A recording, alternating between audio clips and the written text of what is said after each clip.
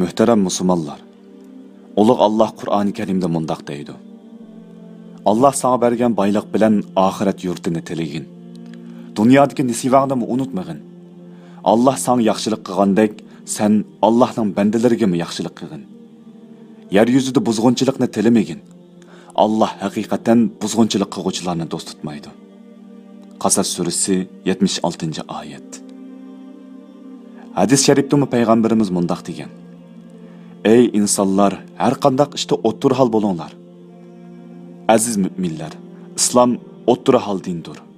U bizni hayotimizning har sohalarida o'lchamlik va normal bo'lishga buyuradi. U ziyoda isrofchilikdan yiroq turishni, to'g'ri yo'lda yashashni, tejashchanlik bilan harakat qilishimizni tavsiya qiladi. Hurmatli musulmonlar, insonlar modda bilan ma'no, tan va ruh, dunyo va oxirat o'ttirsidagi tangponliqni saqlaganda xushal bo'ladi. Dunyoda tinchlik va xotirjamlik faqat ilohiy tangponliqni qo'g'dash orqali barpo qilinadi. Mol setib olish, ko'ngil ichish, yemak ichmak, kiyim-kechak, so'zlash va yezish, hatto diniy ishlardami haddidan ishib ketish kishilarga va jamiyatga ziyon yetkazadi.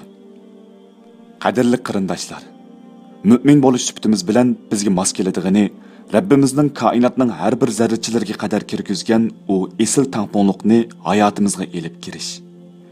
İfrat va tafritga kirib ketmay, o'tir yo'lda mingish, qayg'u va xushallik, g'azab va shodlikda o'zini yo'qotib qo'ymaslik.